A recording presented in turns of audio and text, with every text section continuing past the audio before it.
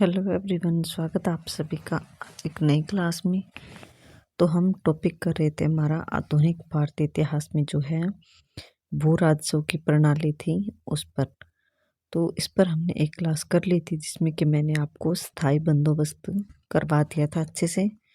एक वो व्यवस्था थी भूमि की, एक दूसरी है महलवाड़ी प्रणाली। एक थी स्थायी बंदोबस्त और एक तीसरी और होगी जिसको कि हम नेक्स्ट क्लास में डिस्कस करेंगे। तो आज का हमारा टॉपिक है महलवाड़ी या महलवाड़ी भी इसको बोला जाता है। तो ये भूमि या भू राजस्व, आप ये मान लो कि भूमि से जो टैक्स या कर वसूला जाता था किसानों से, उसकी एक प्रणाली थी, उसकी एक व्यवस्था थी। तो इसमें क्या था कि अंग्रेजों ने उत्तरी भारत में मतलब कि नॉर्थ इंडिया में जिस भू राजस्व प्रणाली को लागू किया उसे महलवाड़ी प्रणाली के नाम से जाना जाता है। तो आपसे ये भी पूछा जा सकता है कि भू राजस्व प्रणाली की जो महलवाड़ी प्रणाली थी वो कहाँ लागू की गई। तो आपको याद रखना है वो उत्तरी भारत में। इससे पिछली जो हमने पढ़ी थी स्थायी बंदोबस्त, वो कहाँ पर लागू की गई थी, वो बंगाल में। 1801 से 1806 ईस्वी के बीच उत्तरी भारत में कंपनी के शासन का जो है वो काफी विकास हुआ। इन प्रदेशों में जमींदार या ग्राम पंचायतों के अधीन भूमि को महल कहकर पुकारा जाता था। मतलब कि जो उत्तरी भारत था, कब से लेकर 1801 से 1806 ईस्वी के बीच उत्तरी भारत में कंपनी को क्या कहकर पुकारा जाता था, महल। ब्रिटिश सरकार ने प्रत्येक महल के आधार पर भू राजस्व निर्धारित की। तो मतलब कि प्रत्येक महल मतलब कृषि जो भूमि थी, कृषि योग्य भूमि, उसके आधार पर जो है टैक्स को लागू किया गया। 1819 ईस्वी में मैकेंजी नामक एक अंग्रेज अधिकारी ने भूमि का सर्वेक्षण करने का सुझाव दिया। मतलब भूमि की छानबीन करवाई, उसकी जांच पड़ताल करवाई कि कौन सी भूमि कितनी कृषि योग्य है और कौन सी भूमि बेकार है या बंजर है। तो किसने करवाया था? 1819 में मैकेंजी।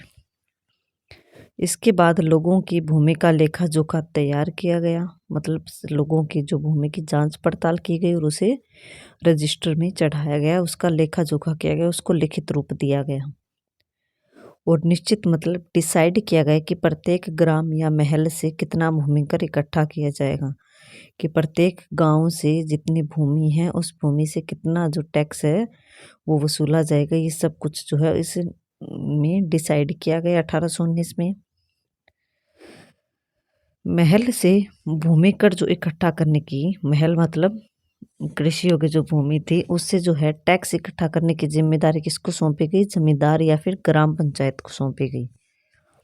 ग्राम प्रधान मतलब जो गांव का प्रधान था, मुखिया था, मुकदमों की सहायता से भूमि कर इकट्ठा करके सरकार के पास पहुंचाता था। कि जो गांव का प्रधान था या सरपंच था वो अपने जो हेल्पर थे उनसे जो है टैक्स इकट्ठा करके सरकार के पास पहुंचाता था। मैकेंजी के सुझावों को 1822 ईस्वी के रेगुलेशन 7 में कानून का रूप प्रदान कर दिया गया। मतलब ये 1822 में कानून बना दिया गया टैक्स के लिए। महलवाड़ी व्यवस्था के कलेक्टर्स ने प्रत्येक महल के किराए का 83% भाग भू राजस्व के रूप में निश्चित करके भूमि ग्राम पंचायतों तथा जमींदारों में बांट दी।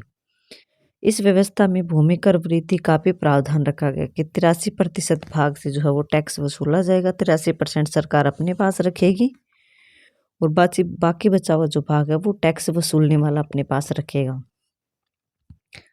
ये भी कहा गया कि इस टैक्स में जो है हर साल बढ़ोतरी की जाएगी। जमींदार भूमि कर के रूप में भू भाटक का 30% सरकार को देते थे। जहां जमींदार नहीं थे वहां ग्राम पंचायत का मुखिया यह भूमि कर सरकार के पास जमा कराता था। मतलब जिस गांव में जमींदार नहीं थे वहां ग्राम पंचायत का मुखिया, आप सरपंच मान लो, या फिर गांव का एक कोई और प्रधान या फिर सरपंच जिसको नियुक्त करता था मुखिया, वह सरकार के पास जो इस टैक्स को जमा कराता था। ग्राम सामूहिक रूप से भूमि कर भू भाटक का 95% भाग अदा करते थे। सरकार को कितना देना था? 83%। लेकिन जो ग्राम जो थे भूमि कर कितना, भू भाटक का 95% जो है इकट्ठा करते थे। तो कितना फ़ायदा ले रहे थे ये। महलवाड़ी प्रथा में अनेक दोष रह गए थे, अतः 1822 की रेगुलेशन अथवा महलवाड़ी व्यवस्था की लॉर्ड विलियम बेंटिक के कार्यकाल में पुनः समीक्षा की गई। मतलब इसको दोबारा से इस मुद्दे को उठाया गया टैक्स के ऊपर। तो आर.सी. दत्त के अनुसार उत्तरी भारत के भूमि अधिनियम के कारण लोगों का धनी होना, उनके आर्थिक दशा में सुधार किया जाना असंभव हो गया। मतलब इतनी ज़्यादा कंडीशन खराब हो गई थी इसके कारण, जिससे कि लोगों की आर्थिक दशा, मतलब लोग पैसे की तंगी आ गई लोगों में, वो बहुत ज़्यादा गरीब हो गई। 1833 में बेंटिक ने एक नया अधिनियम, एक नया कानून पास कराया और भूमि कर जो है आधा भाग निश्चित किया कि आधा जो है 50% ही भूमि कर वसूला जाएगा, ना कि अब 83%। यह व्यवस्था जो है वो लॉर्ड विलियम बेंटिक ने 30 वर्षों के लिए निश्चित कर दी। रॉबर्ट मार्टिन बर्ड ने इस व्यवस्था के अनुसार महलवाड़ी प्रणाली को संशोधित रूप में लागू कर दिया। इस नई व्यवस्था के अनुसार भूमि किराए का आधा भाग जो है भूमि कर के रूप में लिया जाता था। तो महलवाड़ी में पहले ज़्यादा वसूला जाता था टैक्स या कर, उसके बाद जो है इसमें सुधार किया गया 1833 में लॉर्ड विलियम ने, फिर जो है 50% ही वसूला जाने लगा। तो ये जो प्रणाली लागू की गई थी भू राज्यों की, तो इसके इफेक्ट क्या थे, प्रभाव क्या थे। महलवाड़ी प्रथा के अधीन जमींदारी प्रथा पर ही जोर दिया जाता था कि जमींदार ही जो थे वो टैक्स वसूलते थे और वो कहीं ना कहीं किसानों का शोषण करते थे और ज़्यादा टैक्स वसूलते थे। जब तालुकदारों ने जमींदारों के अत्याचारों के विरुद्ध अदालतों में मुकदमे दर्ज कराए तो अंग्रेजों ने जमींदारों का ही साथ दिया कि जब किसानों ने या फिर जिससे ज़्यादा प्रताड़ित होते थे उन्होंने जो है जब इन जमींदारों के खिलाफ मुकदमा दर्ज कराया तो अंग्रेजों ने जो है वो इन जमींदारों की ही साइड ली, ना कि किसानों की। महलवाड़ी प्रणाली में महल और जमींदारों से बहुत ज़्यादा भू राजस्व लिया जाता था, अतः किसानों की जो कंडीशन थी वो काफ़ी ज़्यादा खराब हो गई। अंग्रेज तो केवल ज़्यादा से ज़्यादा मात्रा में भूमि कर लेना चाहते थे ताकि उनका फ़ायदा हो। वो भूमि में सुधार भी नहीं करते थे और कल्याणकारी योजनाओं से तो उन्हें कोई मतलब ही नहीं था। उन्होंने किसानों के लिए कोई भी अच्छा काम नहीं किया, ना ही भूमि की जो है पैदावार बढ़ाने के लिए कोई काम किया। गांव में छोटे किसानों और खेतीहर काश्तकारों की संख्या में भी वृद्धि होती चली गई। भारत के जो उद्योग थे वो भी पतन की ओर चले गए।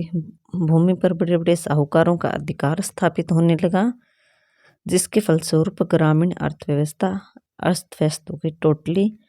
ये महलवाड़ी प्रणाली जो हम देखते हैं इसमें जो है इसका जो परिणाम था वो नेगेटिव ही आया। इसमें किसानों की स्थिति में कोई सुधार नहीं हुआ, नुकसान नहीं हुआ। ज़्यादा से ज़्यादा किसान गरीब होने लगे और जो है आर्थिक स्थिति से जूझने लगे और जो है उद्योग भी पतन की ओर जाने लगे और जो साहूकार थे बड़े बड़े उनका जो है ज़मीनों पर अधिकार होने लगा और वो और ज़्यादा अमीर होते चले गए। तो इस प्रकार जो है भूमि की ये जो महलवाड़ी प्रणाली थी ये भी कामयाब नहीं हुई, इसके भी जो है फायदे से ज़्यादा नुकसान ही ज़्यादा हुए। तो भूमि कर वसूलने की जो है अंग्रेजों ने 2-3 प्रणाली लागू की थी, स्थायी बंदोबस्त, महलवाड़ी, एक रैयतवाड़ी। आगे रैयतवाड़ी को हम डिस्कस करेंगे, जो कि कहीं ना कहीं इससे महलवाड़ी से तो अच्छी थी।